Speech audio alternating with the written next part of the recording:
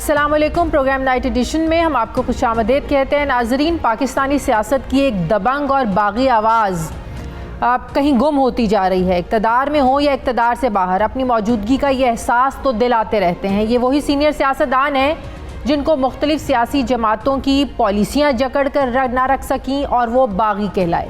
ये वही बागी हैं जिन्होंने इस्लामी सरबराही कॉन्फ्रेंस के मौके पर लाहौर में शाह फैसल के काफ़िले के सामने बांग्लादेश नामंजूर का नारा लगाया। ये वही बागी हैं जो भुट्टो की सियासत की मुखालफत में ज़ियाउल हक की पहली काबीना का हिस्सा बने और फिर 1985 में गैर जमाती इलेक्शन जीतकर पहली बार MNA बन गए।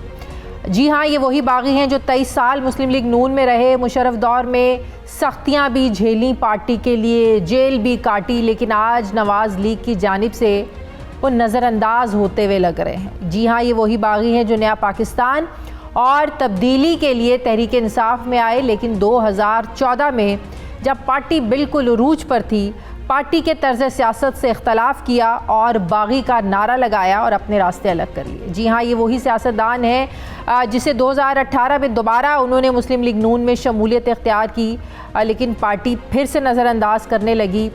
शायद इसीलिए इनका पार्टी की तरफ से नज़रअंदाज करने का जो शिकवा है वो भी आज जूं का तू है। जी हाँ, ये वही बागी सियासतदान है जिन पर एक वक्त था कि सियासी जमातें टिकटें लेकर इनके दरवाजे पर खड़ी होती थी और 2-2, 4-4 हलकों में टिकटें देने की उनको ऑफ़र की जाती थी, लेकिन आज इसी सियासतदान को नून लीग पूछ भी नहीं रही है।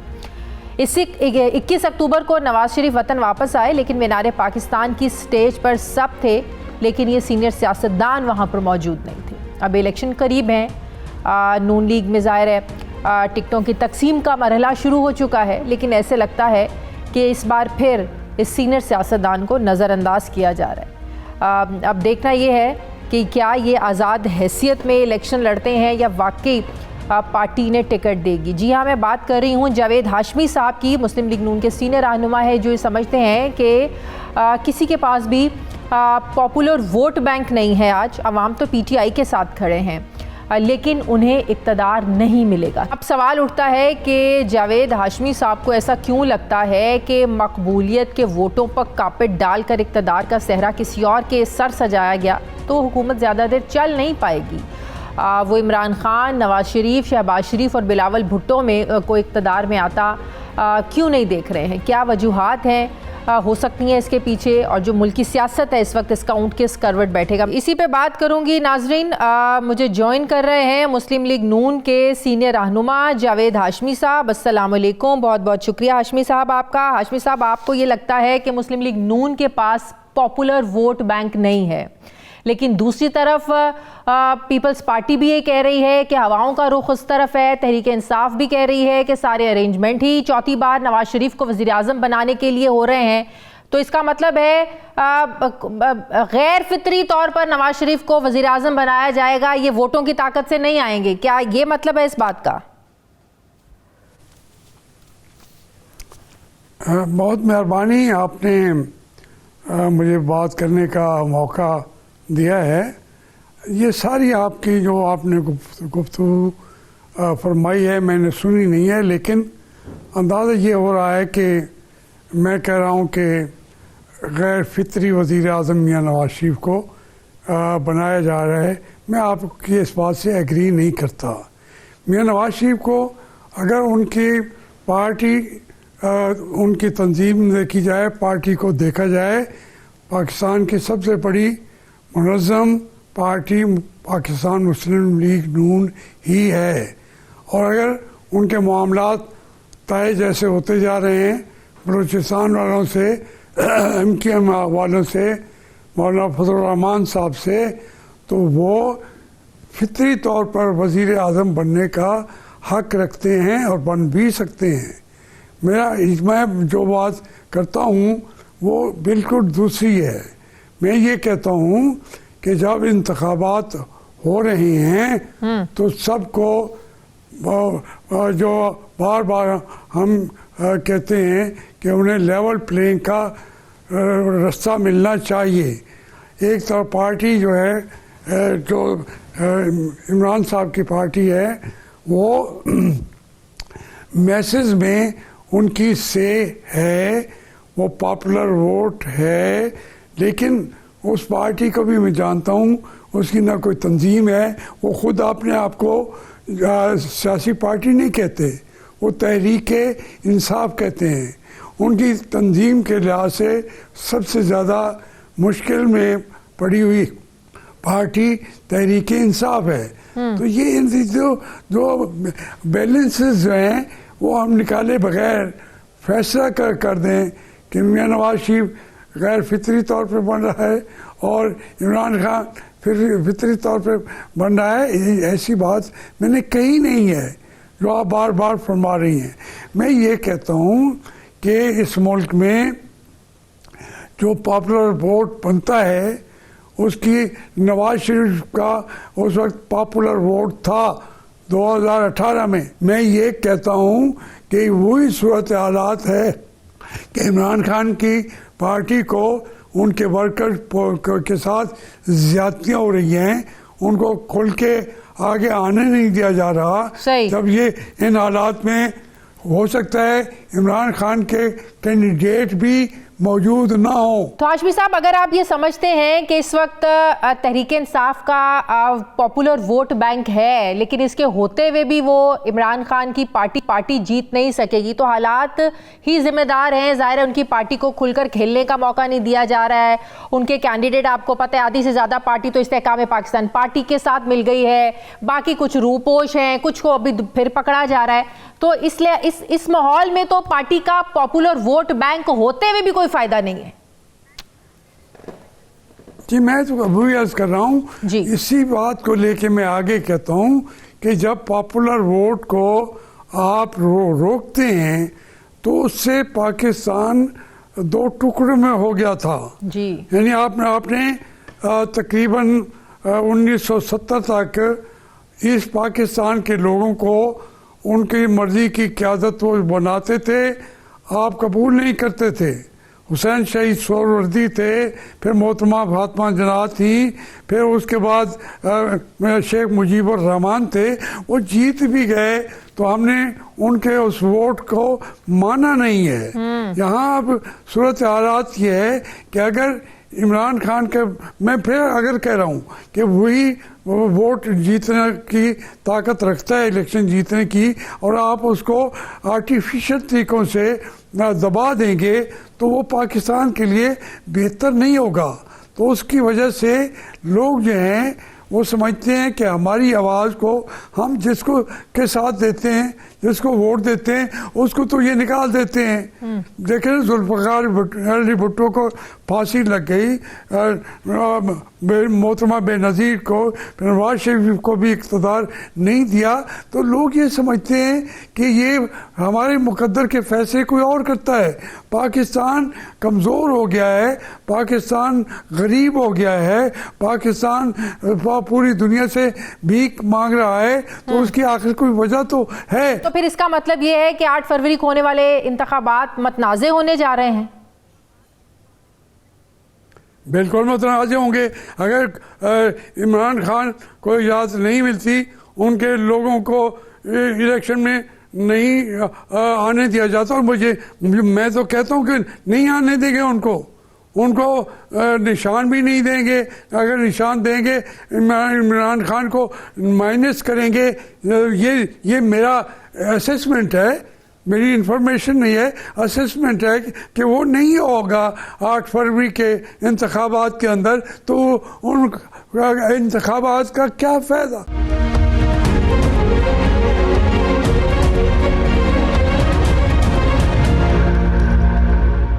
हाशमी साहब, जो बात आपने 2018 में इमरान खान को की थी कि अगर इस तरीके से इक़्तिदार में आना है किसी के कंधों पे चढ़ के, तो ये हुकूमत ज़्यादा देर चलेगी नहीं, तो क्या यही असेसमेंट आज आपकी नून लीग के लिए भी है, नवाज शरीफ साहब के लिए भी है, कि उनकी भी हुकूमत फिर ज़्यादा देर नहीं चलेगी? मैं बार बार कह रहा हूँ मैं कह रहा हूं किसी एक को रिजेक्ट करके दूसरे को कबूल कराने की कोशिश आप लोग भी ना क्या करें।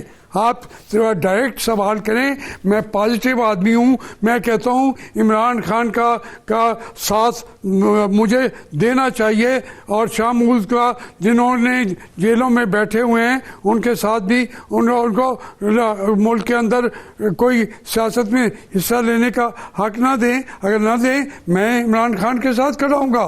लेकिन आप कहें कि मैं नवाज शरीफ को बुरा भला करूं तो वो आप को ठंड पहुंचती हो। हाशमी साहब कोई नहीं कह रहा, वो मैं नहीं करूं। हाशमी साहब कोई नहीं कह रहा, आपके लीडर हैं, कोई सवाल ऐसा नहीं है कि आप नवाज शरीफ को कुछ कहें। आपको टिकट मिलने जा रहा है, जैसे कि मैंने अपने इंट्रो में भी कहा था कि एक वक्त होता था कि टिकटें आपको खुद ऑफर की जाती थी, 2-2 4-4 हल्कों से आपको टिकटें दी जाती थी। देखें जी अब क्या होगा? नहीं टिकट और फिर आपकी आवाज़ बिल्कुल नहीं आ रही, बिल्कुल। एक टिकट का लफ्ज़ मैंने सुना है, उसकी बुनियाद पर आपको जवाब देते तो आपका पता नहीं क्या ज़ोर बयान क्या है। मेरी बदकिस्मती मैं सुन ही नहीं रहा। बात यह है कि टिकट जो है मैंने कभी नहीं मांगी, ना तहरीक इंसाफ में कभी मांगी है, ना मुस्लिम लीग में कभी मांगी थी। मेरा नवाज शरीफ ने मुझे कहा था कि आप जहाँ से भी खड़े होंगे हम टिकट आपको उसके मुकाबले पे मुस्लिम लीग नून से आदमी खड़ा नहीं करेंगे। अब एक जिस हल्के से मैंने सोचा लड़ रहा हूँ वहाँ पे किसी पार्टी के पास मुअस्सिर कैंडिडेट नहीं है, तहरीक इंसाफ के पास भी नहीं है, मुस्लिम लीग नून के पास भी नहीं है, पीपल्स पार्टी के पास भी कोई नहीं है। तो कोई और खड़ा कर लें, कोई और पार्टी बना के अंदर सुना है जहांगीर तरीन साहब को शायद दे दें। तो वो मैं कह रहा हूँ कि अगर अब अपना कैंडिडेट भी नहीं खड़ा कर रहे तो फिर मैं तो हूँ और मैं लड़ूंगा जाके। मैं सभा मुस्लिम लीग के टिकट पे वैसे भी मैंने नहीं लड़ना, मैं आज़ाद लड़ूंगा। तो इसलिए मेरा गिला कोई बनता नहीं है मुस्लिम लीग के खिलाफ। सीट एडजस्टमेंट की है नून लीग ने आईपीपी के साथ, तो ये तो बात फिर ठीक हुई कि हो सकता है वहाँ से तरीन साहब को ही खड़ा कर दें और बिल्कुल मुस्लिम लीग नून अपना कोई उम्मीदवार खड़ा ही ना करे। ये आप NA 149 की बात कर रहे हैं ना? जी हाँ जी, शायद मेरा ऐसे मैं गैस है, कोई गैस इसके अंदर कोई इतनी यकीनी बात मुझे नहीं, लेकिन जो ये बातें की जाती हैं इर्द गिर्द उसमें से कहते हैं शायद जहांगीर तरीन साहब को ही वोट देंगे। फिर कहते हैं वो तो डिस्क्वालीफाई हैं तो वो कहते हैं उनके बेटे को दे देंगे। तो इस तरह की बातें चल रही हैं मार्केट के अंदर, लेकिन ज़रूरी नहीं है कि ये बात सही भी हो। हाशमी साहब, जब नवाज शरीफ साहब 21 अक्टूबर को वापस आए, मीनारे पाकिस्तान पर उन्होंने जलसा किया, स्टेज पर टॉप लीडरशिप हमें नज़र आई, आपको बुलाया नहीं गया, किसी ने कांटेक्ट नहीं किया, आप गए नहीं, आपसे किसी ने कोई रब्ता नहीं किया, आप इतने एक्टिव क्यों मुस्लिम लीग नून की इजलासों में हमें नज़र नहीं आते हैं सर? मुझे जहाँ तक उन्होंने बुलाया, मैं तो मुल्तान में उस वक्त उनकी आमद पर जलसे हो रहे थे पार्टी के तंजीमी, तो मैं उनमें हर एक में गया हूँ। लेकिन लाहौर के अंदर मुझे नहीं बुलाया गया तो फिर मैंने मुनासिब नहीं समझा कि मैं वहाँ पे जाऊँ। तो मैं यहाँ पे मुल्तान में मैंने तो 2-3-4 जलसों में जाके मियाँ साहब के आने के ऊपर खुशामदीद करने के लिए अपने वर्कर को भी कहा था। सही। आखिरी बात आपकी नवाज शरीफ साहब से आखिरी मुलाकात कब हुई थी? मेरा नवाज शरीफ साहब से जी जब वो यहाँ पाकिस्तान में जब वो यहाँ कैद थे तो उस वक्त उससे पहले वहाँ कोटलक जेल में एक दफ़ा मुलाकात हुई थी और फिर जब उसके बाद फिर कोई मुलाकात नहीं है मेरी। सही। हाशमी साहब, ऐसा क्यों होता है कि पार्टी में जो दबंग आवाज़ रखने वाले होते हैं, उसूली बात करने वाले लोग होते हैं, उनको क्यों नज़रअंदाज किया जाता है? आप भी बिल्कुल इंसाफ की बात करते हैं, जैसे आज आप ये बात कर रहे हैं कि तहरीक इंसाफ के लिए भी बराबर के मौके होने चाहिए। शाहिद खाकान अब्बासी साहब भी बड़ा ब्लंट बात करते हैं। फिर जिस तरह मिफ्ता इस्माइल साहब के साथ ज्यादती हुई पार्टी के अंदर, ये पार्टियों के अंदर हम कह सकते हैं कि जमहूरी रवैया है, कोई अपनी आरा नहीं दे सकता, कोई उसूली बात नहीं कर सकता, कोई सही बात समझा नहीं सकता आपको, जो बात करता है पार्टी उसे इग्नोर करना शुरू हो जाती है।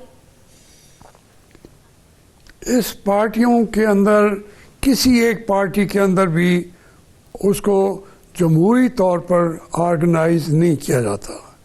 देखिए, तहरीक इंसाफ में इलेक्शन हुआ, मैं अकेला इंतखाब में मुकाबला किया, इमरान साहब के मुकाबले पे कोई बंदा नहीं था, शाह साहब का, और उनको बिठाया गया, मुझे पता है, एक एक आदमी को। किसी पार्टी के अंदर हम बात कर रहे हैं कि इस वक्त सबसे आइडियल शायद तहरीक इंसाफ है, उसमें भी जमहूरियत नाम की कोई चीज़ नहीं है। मुस्लिम लीग नून की भी जो है, ये फीफ्डम्स होती हैं। ये पार्टियां हमारे मुल्क में जो हैं वो कहते हैं इसी की वफादारी पे जो हटेगा वो बेवफा भी है, वो नमक हराम भी है, वो पार्टी को पसंद भी नहीं, लीडरशिप को के हाथ में अपना हाथ देने के बाद वो कहते हैं कि आप उसी एक में जाएं। लेकिन जहाँ जमहूरियत है पार्टियों में, मगरबी दुनिया में या कहीं और, तो वो बात करने की इजाज़त होती है, वोट ऑफ कॉन्शियस देने की इजाज़त होती है, अपना बयान दुनिया के सामने पेश करने की भी इजाज़त होती है। यहाँ मेरे बेटे, यहाँ पे कोई सियासी पार्टी है ही नहीं। ये छोटी छोटी फ्रीडम्स हैं, जिसका दाव लगा हुआ है वही लीडर है, जो दूसरा बोलेगा उसके बंदा बस उन्होंने किया होता है, खा वो मुस्लिम लीग हो, खा वो तहरीक इंसाफ हो, खा वो पीपल्स पार्टी हो, उसको जाके देखें, वो कहते जाओ भाई तुम्हें बड़ा शौक है बातें करने का, तो हमारी पार्टी से निकल जाओ। मेरा जो कद काठ इतना है, मैंने बनाया है कि मुझे निकाल के दिखाए। मैंने तहरीक इंसाफ भी मुझे नहीं निकाल सकी थी, मैंने खुद इस्तीफा दिया, मुस्लिम लीग भी नहीं निकाल सकी थी, मैं खुद उस वक्त मैंने पार्टी छोड़ी। मुझे निकाल नहीं सकते जहाँ पे बैठा हूँ। अब मुस्लिम लीग में बैठा हूँ, मुझे कोई शो काज नोटिस नहीं भेजेगा, लेकिन इतनी आज़ादी खुद दे दें तो ये वो होगी पाकिस्तान के अंदर जमहूरी पार्टी। यहाँ वो पार्टी है नहीं। सही, शो कॉज नहीं मिलेगा, लेकिन नाराजगी बदस्तूर रहेगी। मुझे ये बताइएगा कि इंट्रा पार्टी इलेक्शन जिस तरीके से तहरीक इंसाफ ने कराए, सारी पार्टियों की यही रिवायत रही है, चाहे मियां नवाज शरीफ साहब हों, जरदारी साहब हों, शहबाज शरीफ साहब हों, पार्टी के अहदे अपने अंदर ही, अपने ख़ानदानों के अंदर ही ये लोग बांटते हैं। तो तहरीक इंसाफ पर फिर क्यों ये लोग इतना शोर मचा रहे हैं, क्यों इतना वावेला कर रहे हैं? हमें याद है, मैं आपका एक प्रोग्राम भी देख रही थी, जब 2009-10 में मियां नवाज शरीफ साहब की नाअहली ख़त्म हुई, उन्हें सदर मुंतखब किया गया, तो नायब सदर के लिए आपके नाम के नारे लगना शुरू हो गए, हाशमी साहब, हाशमी साहब। तो शहबाज शरीफ साहब ने आपको स्टेज पर बुलाया, फिर वोटिंग हुई तो आपको बनाया गया। लेकिन क्या ये बात दुरुस्त है कि उसके बाद से फिर पार्टी आपसे नाराज भी हुई, नवाज शरीफ साहब नाराज भी हुए आपसे? अच्छा, आपकी ये सारी बात मैं मान लूं, तहरीक इंसाफ में मेरे हक में लोगों ने नारे लगा दिए, बागी बागी। वहाँ पे मेरिट के अंदर हमारा बहुत बड़ा फंक्शन था, बहुत बड़ा फंक्शन। जब ये नारे लगे तो उन लोगों को इमरान खान ने पार्टी से निकाल दिया। मैंने इमरान खान को कहा कि ये क्या किया है आपने? हाँ। मैं कोई इतना बड़ा लीडरशिप का पंच मैं हूँ भी नहीं, मेरा ना मेरी उम्र है, मेरी टांग भी नहीं है, मेरा बाजू भी नहीं है, आप सिर्फ चंद नारे लगाने पे आपने उनको निकाल दिया। तो इमरान खान ने कहा कि मैं अब अगर मैं उन लोगों के नाम भी बता सकता हूँ जिनको निकाला गया था, फिर आप हैरान हो जाएंगे, दुनिया परेशान हो जाएगी। तो बता दें। तो छोड़े ये बातें। वो उनका करीबी 3 आदमी थे थे इमरान खान के, उसको निकाल दिया। इमरान खान ने कहा कि वो जी दूसरे ने एतराज़ कर दिया था तो उसको मैंने थोड़ा सा स्पेसिफाई करने के लिए मैंने निकाला है, बाद में ले लूँगा वापस, फिर वापस भी ले लिए। बहुत बहुत शुक्रिया। मुस्लिम लीग नून के सीनियर रहनुमा हाशमी साहब मेरे साथ थे। बहुत शुक्रिया हाशमी साहब आपका। मुझे ब्रेक लेनी है नाज़रीन, वापस आते हैं वक्फे के बाद।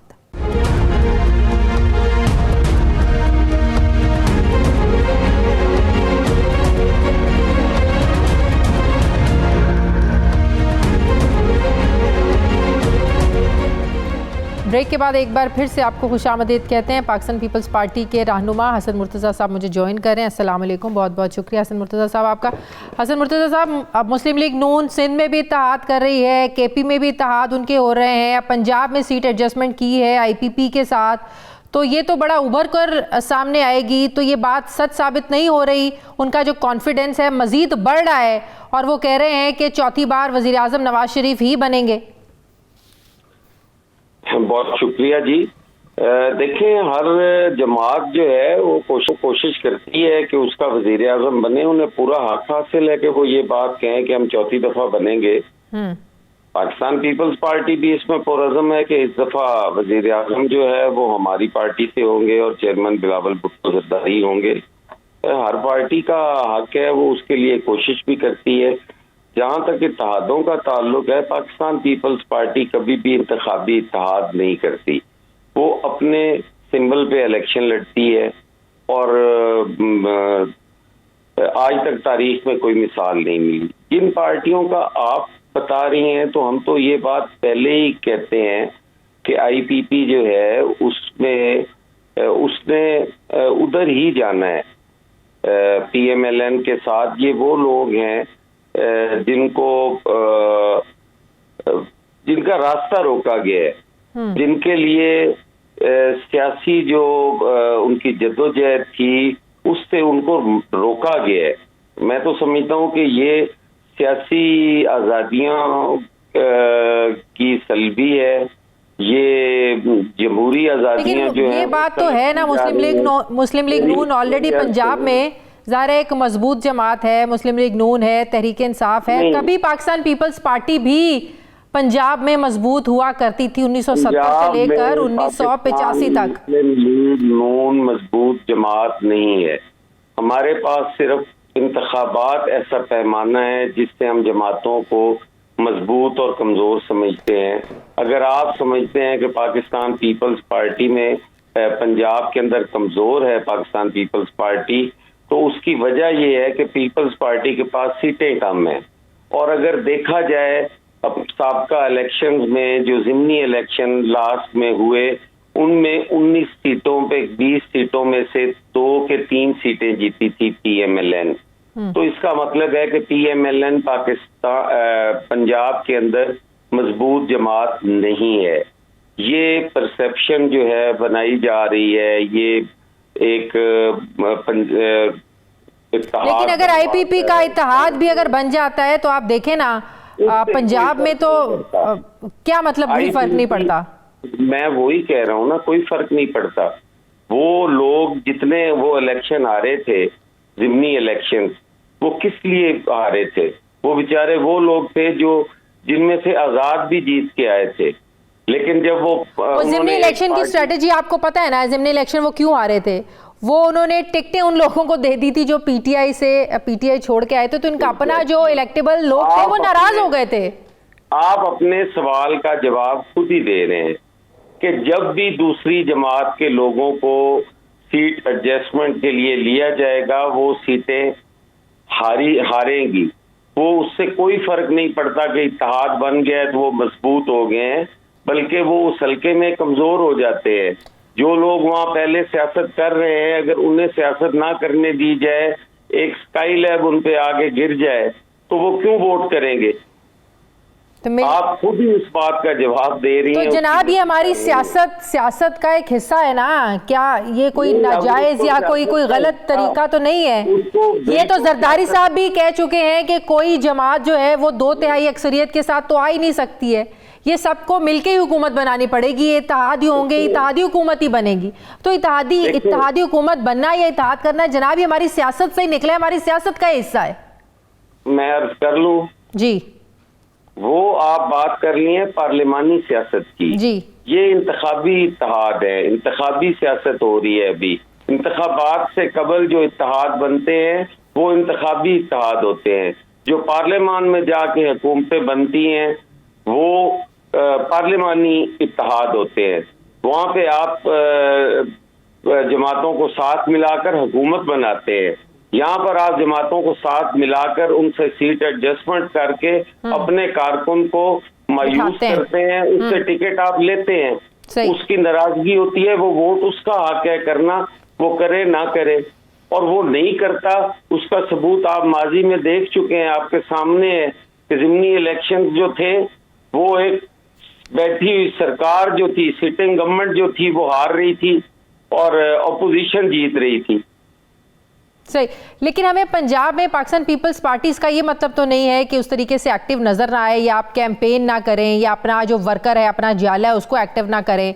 तो ये क्या ये कोई मायूसी है पाकिस्तान पीपल्स पार्टी के लिए कि ऑलरेडी वहां पर इतने इत्तेहाद बन रहे हैं, हमारे लिए स्पेस ही नहीं है? मायूसी नहीं है। मैं ये पिछला वीक पूरा गुजरांवाला डिवीजन, मैं और प्रेसिडेंट पंजाब, हम इकट्ठा विजिट करके आए हैं, मोबिलाइजेशन की है। 11 तारीख को वहाँ चेयरमैन हमारा वर्कर कन्वेंशन कर रहा है गुजरांवाला के अंदर। उसके बाद हम लाहौर अर्बन में आके हमने मीटिंग की है, मोबिलाइजेशन की है।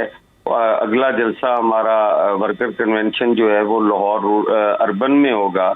फिर लाहौर रूरल है हमारा, जिसमें हसन मुर्तजा साहब, ये चीज तो ये तो हमारी ये तारीख है ना, पाकिस्तान पीपल्स पार्टी की तारीख तो रही है ना, पंजाब में एक मजबूत जमात रहे हैं। तो ये पाकिस्तान पीपल्स पार्टी की आप कह ले नाअहली है, कमजोरी है कि पाकिस्तान पीपल्स पार्टी को मजबूत रहने नहीं दिया?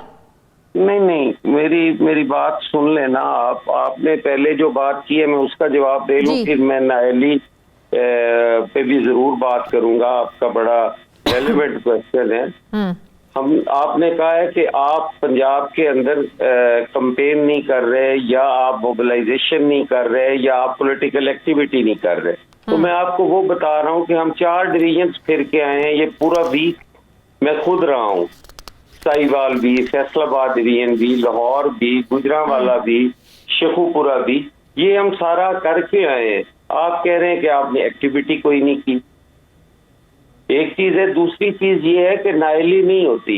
जब पाकिस्तान पीपल्स पार्टी 2008 में आई और 13 तक उसने गवर्नमेंट की, तो हमें बेशुमार चैलेंजेस थे। इस मुल्क के अंदर बिजली नहीं थी, इस मुल्क के अंदर आटा नहीं था, चीनी नहीं थी, बहरान ही बहरान थे। उस वक्त हमारी गवर्नमेंट 120 MNAs के साथ, हमारे कोलिशन पार्टनर थे नून लीग वाले, जो 6 महीने के बाद हमें छोड़ गए थे कि यह मुल्क दिवालिया हो जाएगा। पाकिस्तान पीपल्स पार्टी ने मुश्किल फैसले लिए।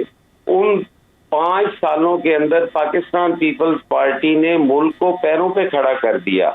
हम दूसरे ही साल आटे में भी खुद कफील थे, चीनी में भी खुद कफील थे। एक बिजली ऐसी थी जो हम फौरी तौर पर नहीं दे सकते और थे, उसी का भुगतना पड़ गया। 2013 का इलेक्शन ही बिजली पे लड़ा गया था और वही कीमत चुकाना पड़ गई आप लोगों को, और वो हमने चुकाई। हम वीक हुए, हम आज भी मानते हैं, हम तो ये नहीं कहते। इसमें नाअहली की बात नहीं है। अगर आपने हमारी अहलियत चेक करनी है तो उन 5 सालों में आप देखें कि हमने 120 MNAs के साथ 5 साल हुकूमत भी की, हमने 18वीं तरमीम भी दी, हमने NFC अवार्ड भी किया, हमने बिस्क जैसा पॉवर्टी के खिलाफ जो प्रोग्राम था वो स्टार्ट किया, जो आज भी कामयाबी के साथ चल रहा है। और आज उसी डेटे पे आप अगर देखें तो आपको फ्लड्स आए, आप वही डेटा निकालते हैं और उसी डेटे पे आप काम हसन मुर्तजा साहब, वक्त थोड़ा है। मुस्लिम लीग नून जब एक सेकंड मुझे दीजिएगा। और आज जिस सीप एक्ट के ऊपर सारी जमातें बड़ा सीना चौड़ा करके बात करती हैं, वो भी उसी पीपल्स पार्टी और आसिफ अली जरदारी की देन थी। आज सुई गैस के बहरानों में हम गिरे हुए हैं। अगर हमारा ईरान गैस पाइपलाइन मंसूबा मुकम्मल हो जाता तो आज इस मुल्क के अंदर ना एनर्जी क्राइसिस होते, ना इस मुल्क के अंदर हमारे गैस की कमी होती। हमने थर कोल स्टार्ट किया, आज आपका नेशनल ग्रिड में मेजर शेयर जो है वो पाकिस्तान पीपल्स पार्टी और सिंध दे रही है। बहुत शुक्रिया हसन मुर्तज़ा साहब, पाकिस्तान पीपल्स पार्टी के रहनुमा थे। मुझे ब्रेक लेनी है नाज़रीन, वापस आते हैं वक्त के बाद।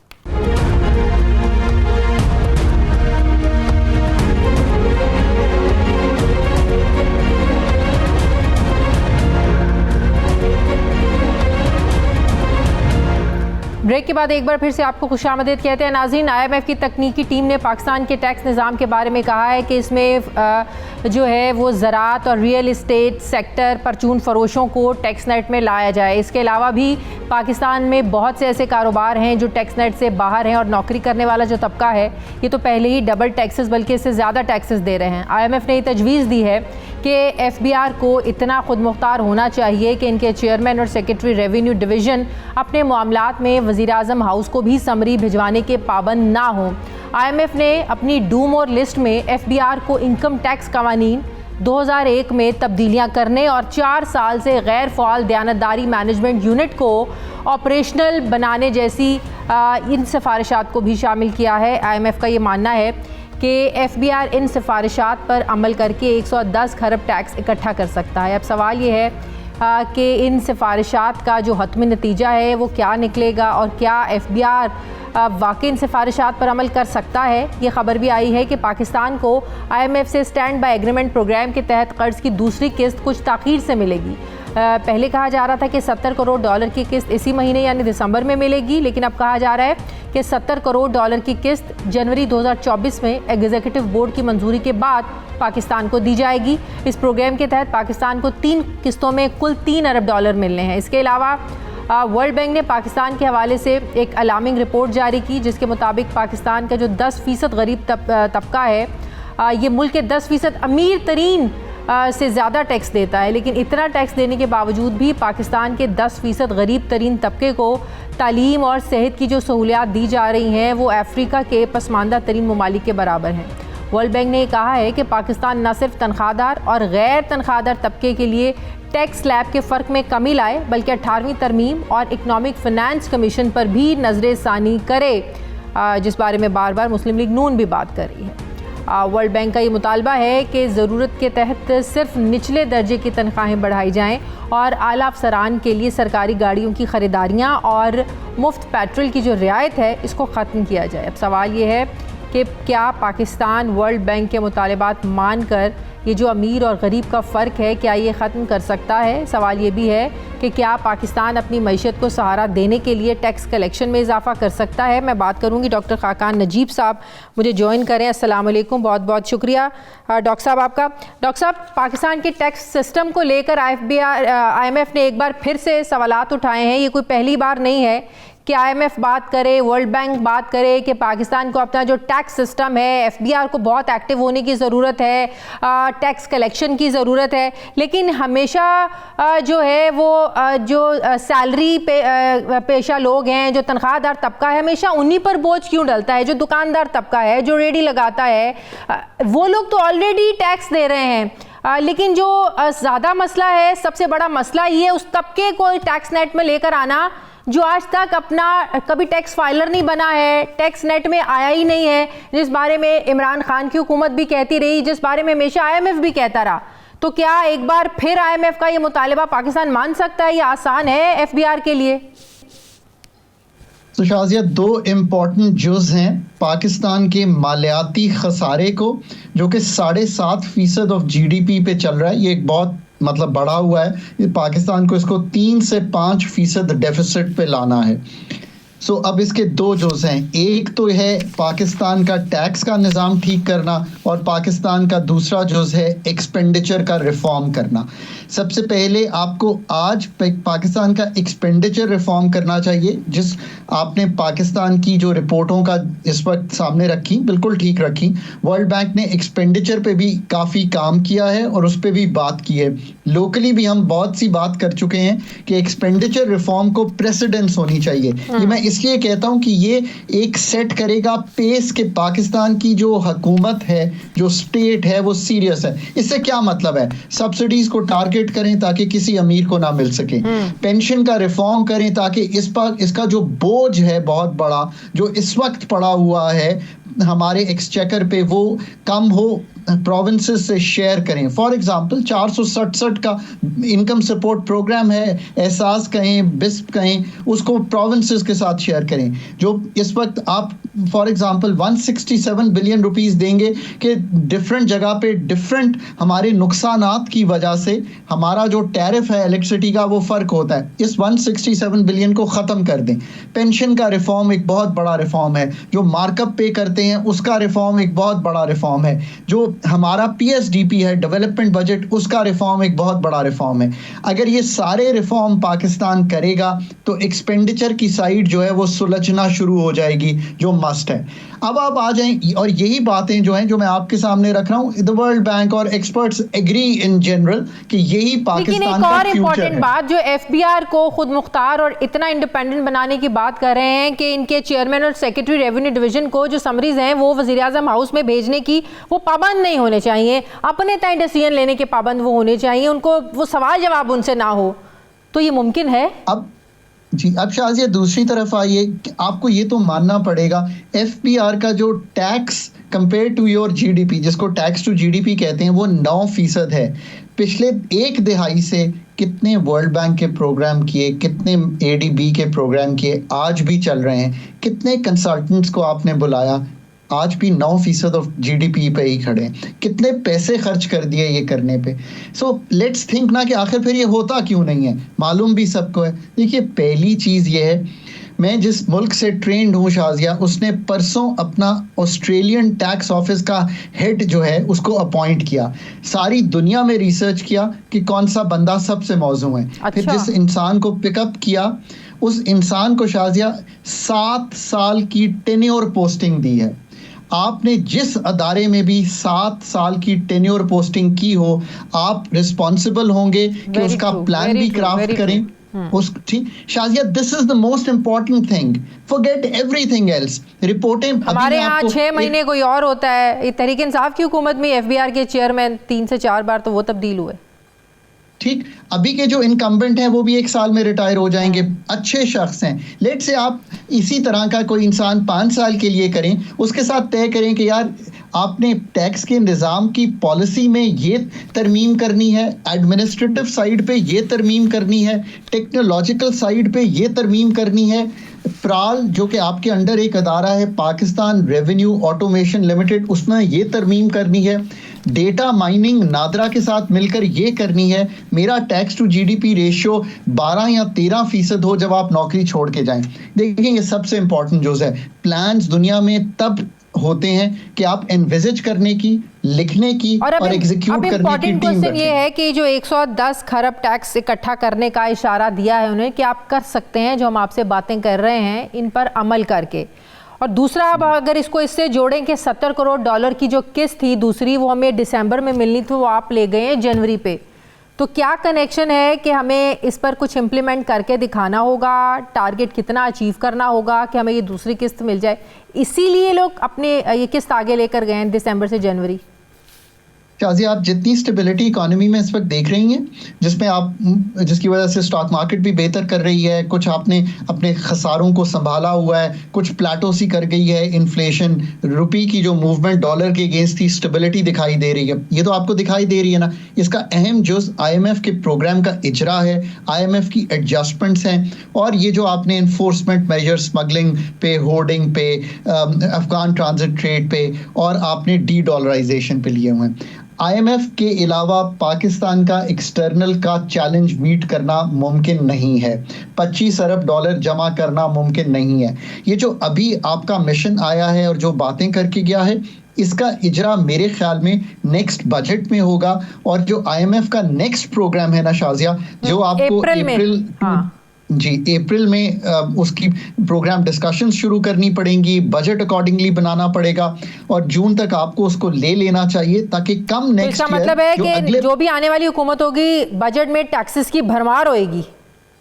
आपको टैक्सेस की नेक्स्ट प्रोग्राम में और नेक्स्ट बजट में कई तरजीहात जो हैं मुख्तलिफ दिखाई देनी चाहिए। रिटेल और होलसेल 60% है इकॉनमी का। और शाजिया वहां से हम टैक्स नहीं कलेक्ट करते तो फिर IMF से ही मांगते रहेंगे। 4 अरब रुपया पूरे मुल्क का एग्रीकल्चर इनकम टैक्स कलेक्ट होता है। आप मुझे बता दीजिए, पूरा मुल्क 9,450 अरब देगा इस साल में और एग्रीकल्चर इनकम टैक्स 4 अरब है, वो 23% है आपके पूरे हुजम का। आप बता दीजिए। देखिए, हमने खुद ये तय किया हुआ है कि दुनिया से मांग के मुल्क चलाना है। आप आज तय कीजिए कि ऐसा नहीं होगा। अब अच्छा तो नहीं लगता ना कि IMF आके आपको ये डोज दे, आने वाली हुकूमत को ये करना है। बहुत शुक्रिया डॉक्टर खाकान नजीब साहब, मेरे साथ गेम का वक्त हो गया। नाज़रीन, अपना फीडबैक दें, मुझे इजाज़त दें, अल्लाह हाफ़िज़।